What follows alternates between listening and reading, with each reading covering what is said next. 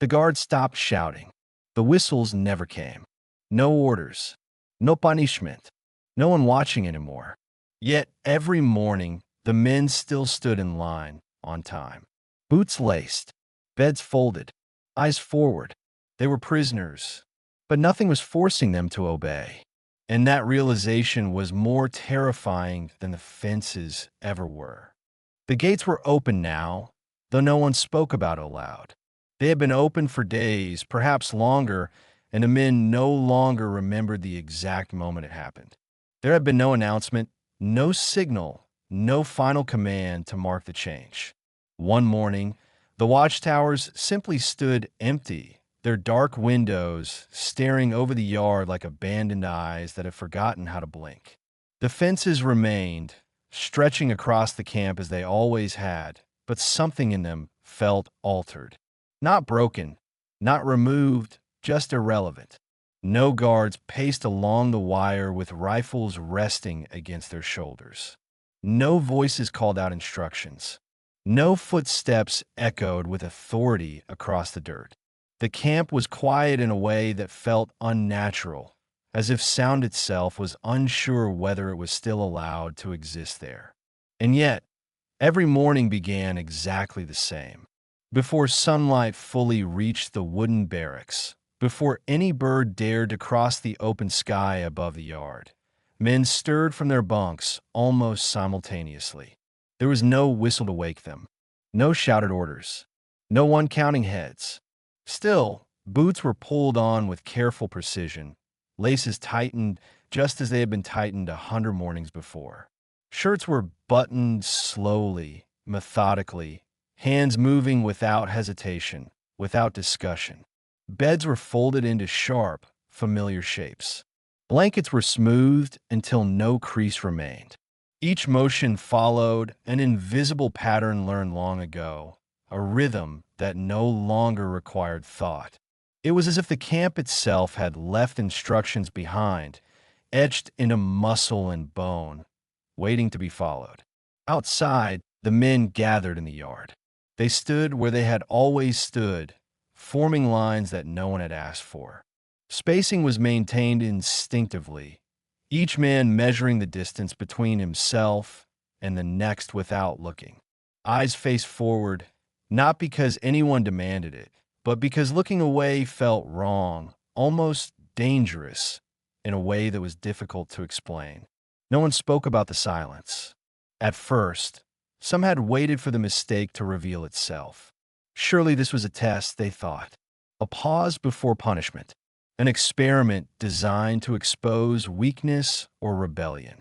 They remembered too well what happened when rules were broken in other places, under other guards, under other skies.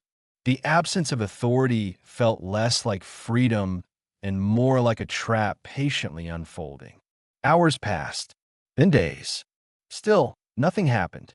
No consequences arrived. No delayed reaction. No sudden return of shouted commands or barking orders.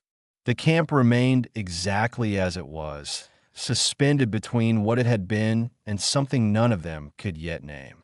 And slowly, unease began to replace fear, settling deeper into the men than hunger or exhaustion ever had. They realized they were no longer being watched. This understanding did not come all at once. It arrived in fragments, in small observations that could not be ignored. A man noticed he could step out of line without anyone correcting him, though he did not. Another realized he could sit down whenever he wished, though he remained standing. Someone else became aware that the guards had not returned at night, nor the night after that. The camp schedule still existed, but only inside their minds. Meals were taken at the same times as before, even when no bell announced them. Work details formed on their own, men reporting to tasks they were no longer required to perform. When evening came, they returned to their barracks without instruction, lying down as if an unseen hand had guided them there. No one asked why they continued. To ask would mean acknowledging the truth creeping through the silence, that obedience no longer had an external source. The rules had not vanished. They had moved inward. And with that realization came something far more disturbing than guards or fences. Responsibility. If no one was watching, then every action belonged entirely to them. Every choice carried weight. Every step taken or not taken could no longer be blamed on orders or force. The structure that had once confined them now lived quietly inside, shaping behavior without resistance, without protest. Freedom, they were discovering, was not loud. It did not announce itself. It did not feel safe. It felt like standing on unstable ground, unsure whether the next step would hold or collapse beneath them. And so they remained still, obeying rules that no longer existed, waiting for something to happen, even as the most unsettling truth slowly settled over the camp. Nothing was forcing them anymore. Many people who enjoy these stories watch on television. Subscribing helps make sure the next story appears automatically. As the days passed without interruption, the men began to notice a subtle but unsettling shift taking place inside themselves, something that could not be blamed on the camp or its absence of guards, but only on the space that had opened where authority once stood. Time no longer moved according to command, yet it did not feel free. It stretched, thinned, and bent in unfamiliar ways, leaving long pauses where certainty used to be. Waiting, which had once been enforced, now continued without instruction. Men sat on benches long after there was no reason to sit there, watching the yard as if something might finally reveal itself. Others paced slow, repetitive paths worn into the ground by habit, their footsteps tracing routes memorized long before the fences lost their meaning. No one told them to wait, yet no one seemed able to stop. The idea of doing something different began to feel heavier than continuing as they were. Choice had returned quietly, without ceremony, and it carried a weight the men were not prepared to lift. To choose meant accepting responsibility, not just for action, but for consequence, even if no consequence appeared immediately. Under orders, obedience had been simple. One acted, and the reason existed outside oneself. Now, every movement required an internal justification that felt unfamiliar and exposed. Some men experimented cautiously. One remained in his bunk longer than usual, listening for a reaction that never came. Another skipped a routine task, expecting correction. A third wandered toward the edge of the camp, stopping just short of the open gate, heart beating faster as he waited for someone to shout his name. Nothing happened. The silence held. These moments did not bring relief. They brought unease. Without punishment to fear, uncertainty took its place. The men could no longer measure safety by compliance alone. They had to decide what was acceptable, what was wise, what was dangerous. And those decisions felt far more complex than following rules ever had. Conversations reflected this discomfort. Words were chosen carefully, as if spoken thoughts might somehow solidify into commitments. Plans were discussed vaguely, without timelines or conclusions. Questions about leaving, about what came next, surfaced briefly and then faded, unresolved, as if the answers carried risks of their own. The camp itself seemed to encourage this hesitation. Its familiar layout offered comfort in repetition, reinforcing the idea that staying within known boundaries was easier than confronting the unknown beyond them. The open gate remained visible, but it no longer represented opportunity. It represented uncertainty, a threshold without instruction. Even rest felt different now. Sleep came easily, but it did not restore. Waking brought no sense of progress, only another stretch of time to be filled. Days blended together, indistinguishable, marked not by events, but by the continued absence of anything happening at all. Gradually, the men began to understand something that unsettled them deeply. They were not being held in place by fear anymore. They were being held by hesitation. Every choice they avoided preserved a fragile sense of stability. Continuing the routines required less effort than confronting the responsibility of change. Obedience, once imposed, now offered relief from the burden of deciding what to do with freedom that had arrived without guidance. And so, waiting transformed from a condition into a decision. The men waited because waiting felt safer than acting. They stood in familiar lines because standing together reduced uncertainty. They followed routines not because they were required, but because routines filled the silence with something predictable. By the end of this phase, it became clear that the camp no longer needed guards to restrain them. The absence of force had revealed something more powerful at work. The men were choosing obedience, not out of fear of punishment, but out of fear of responsibility. Freedom had arrived, quietly and without warning, and instead of opening paths forward, it had left them suspended, unsure where to step next. And in that suspension, the realization began to take shape that the hardest part was no longer surviving captivity, but deciding how to live without it. As uncertainty settled deeper into daily life, the men began to sense that waiting alone was no longer enough to contain the unease spreading quietly through the camp. The absence of orders had removed fear, but it had also removed clarity, and without clarity, the mind searched instinctively for something to hold on to. In that search, attention slowly turned inward. Men started to notice themselves. They became aware of how they stood, how long they remained seated, how often they spoke, and how their movements might appear to others. Actions were no longer measured against rules or punishment, but against an unspoken sense of what felt acceptable. This internal monitoring did not feel deliberate at first. It emerged gradually, shaped by habit and reinforced by the shared silence of the camp. A man who moved too freely felt exposed, as if he had drawn attention without knowing why. Another who spoke too loudly lowered his voice instinctively, not because anyone corrected him, but because the sound felt out of place. Small adjustments accumulated throughout the day, each one reducing friction, each one restoring a fragile sense of balance. The men were no longer waiting for authority to return.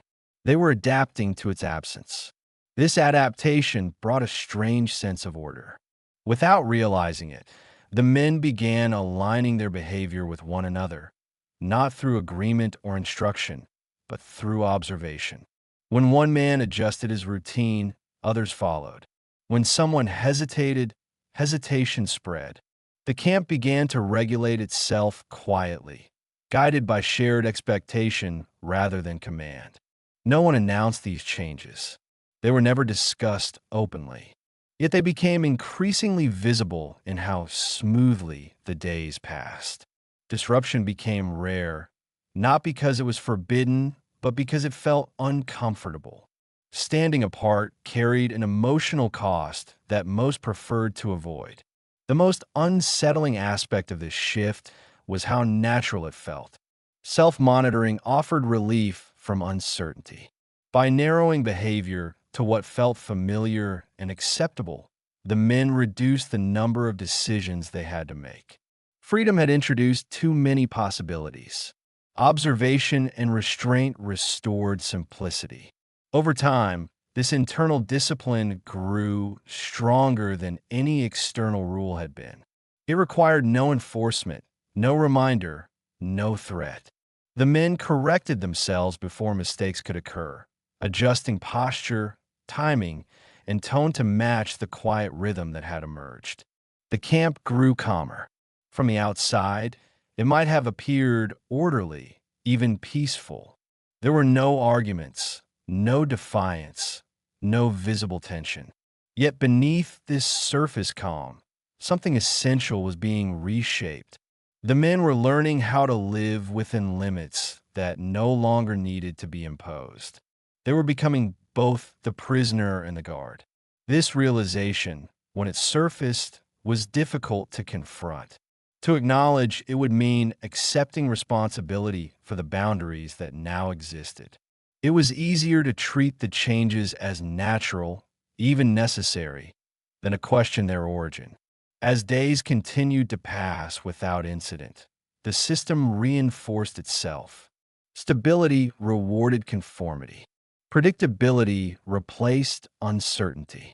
And slowly, almost imperceptibly, the idea of acting freely began to feel unnecessary, even risky.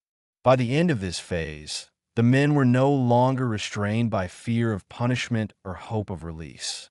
They were restrained by the quiet comfort of knowing how to behave, by the relief of avoiding choices that demanded courage, and by the subtle pressure of belonging to a group that had learned how to regulate itself. The guards had not returned. The rules had not been restored. Yet control had returned in another form, woven quietly into thought and behavior, shaping the camp from within and preparing the ground for a realization that would soon become impossible to ignore. As self-monitoring became routine, it did not remain confined to individual behavior for long. What began as quiet adjustments slowly extended outward, shaping interactions, movements, and expectations across the camp. Without realizing when the shift occurred, the men found themselves responding not only to their own inner limits, but to the presence of one another. Observation moved from inward to outward. Men began noticing who arrived early, who lingered too long, who deviated slightly from the established rhythm. These observations were rarely spoken, yet they carried weight. A pause in conversation, a brief glance, a subtle change in posture communicated more than words ever could. Correction no longer required authority. It happened through awareness alone. No one appointed leaders. No one enforced rules. Yet patterns solidified. Certain behaviors became expected simply because they were repeated. Standing at particular times, occupying familiar spaces, maintaining quiet during certain hours, all continued without instruction. When someone disrupted this rhythm, even unintentionally, discomfort rippled through the group.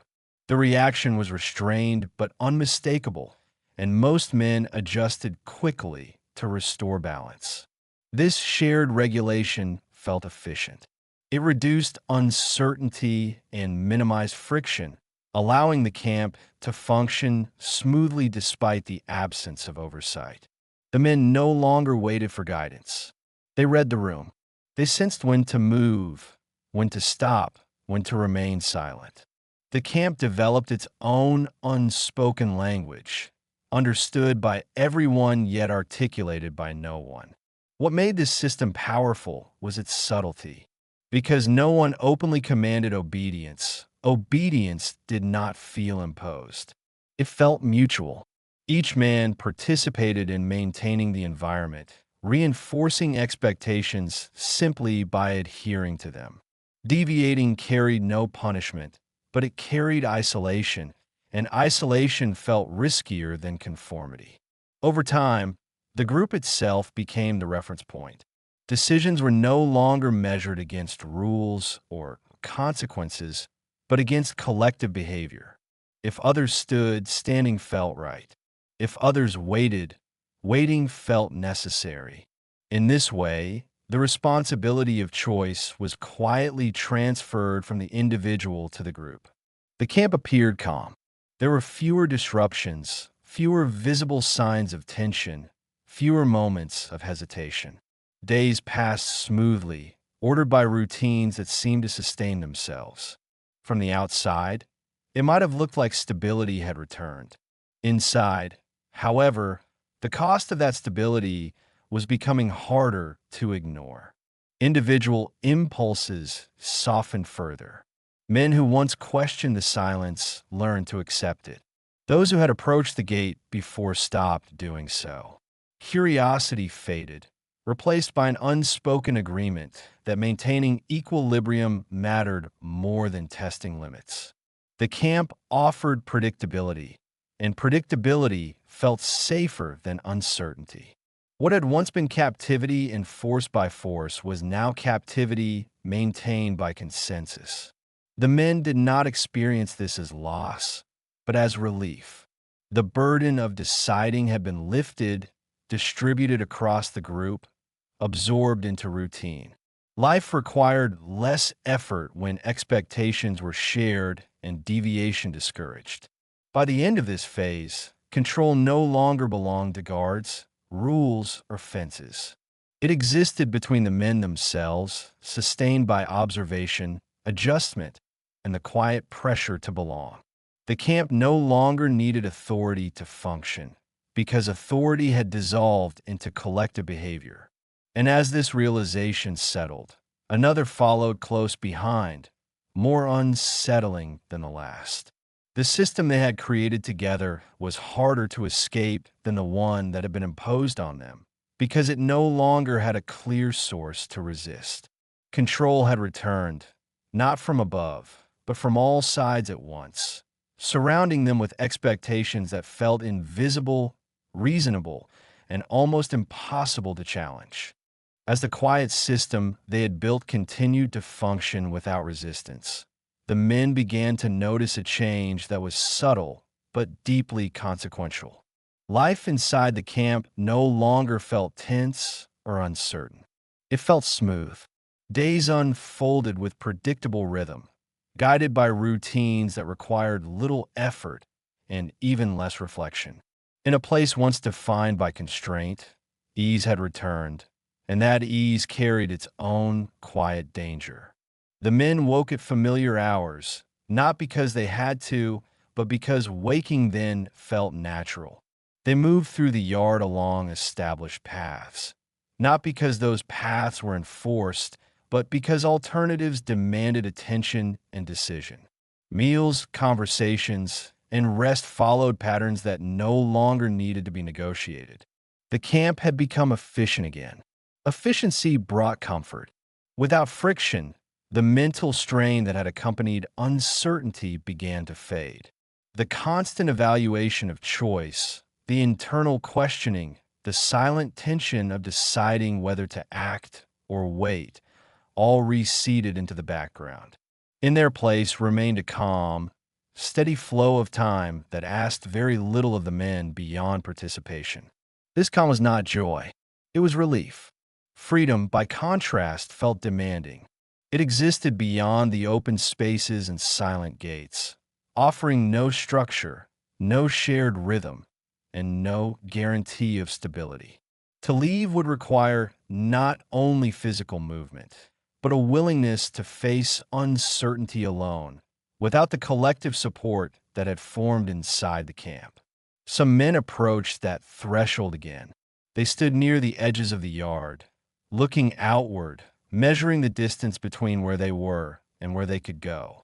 Yet each time, something held them back. It was not fear of punishment, nor doubt about permission. It was the awareness that stepping beyond the familiar would dissolve the order that had made life manageable again. Inside the camp, expectations were clear, even if unspoken. Outside, nothing was defined. Remaining meant predictability. It meant shared understanding. It meant not having to explain oneself or justify decisions. The group offered continuity, while the outside world promised only ambiguity. Slowly, staying began to feel less like hesitation and more like preference. The men did not discuss this openly. There were no declarations of intent, no formal decisions to remain. The choice revealed itself through inaction, through the repeated decision not to leave, not today, not yet. Each delay reinforced the next, until postponement became habit. Over time, the idea of leaving lost urgency. The camp no longer felt like a temporary condition waiting to be resolved. It felt like a stable environment that asked little and provided structure in return. The routines that once symbolized captivity now represented safety. What made this transformation especially powerful was how reasonable it felt. No one was forcing them to stay. No one was forbidding departure. Yet the balance they had achieved inside the camp depended on everyone continuing as they were. Leaving would disrupt not only one man's life, but the collective rhythm that sustained them all. In this way, responsibility for stability became another quiet anchor, binding them more effectively than any rule ever had. By the end of this phase, the truth was difficult to ignore. The men were no longer restrained by fences or guards, but by the comfort of a system that removed uncertainty at the cost of freedom. Obedience had become voluntary, routine had become refuge, and captivity had been transformed into something that felt almost normal. Staying no longer required justification. Leaving, however, would. And so the camp continued to function, calm and orderly, held together not by force, but by the shared decision to remain where life felt manageable, even as the open space beyond waited silently, offering nothing but the responsibility of choice. In the end, the camp did not remain intact because of fences, rules, or unseen authority. It remained because the men inside it had learned how to survive by narrowing their world, by choosing predictability over possibility, and by trusting routine more than uncertainty. What once had been imposed from the outside had quietly taken root within. There was no single moment when they decided to stay. No clear line where freedom was refused. There were only small delays, repeated often enough to become habit, and habits strong enough to feel natural. The absence of force did not restore the men to themselves. It asked something more difficult of them than obedience ever had. Nothing was holding them anymore, and that was precisely the problem.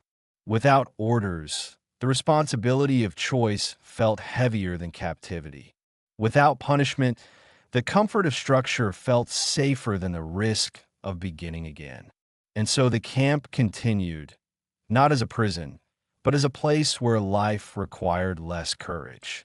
The gates could remain open. The guards could stay gone. Because the hardest barrier was no longer built of wire or wood, but of familiarity, carried quietly forward by men who had learned that surviving inside limits was easier than facing a freedom that demanded more than they knew how to give.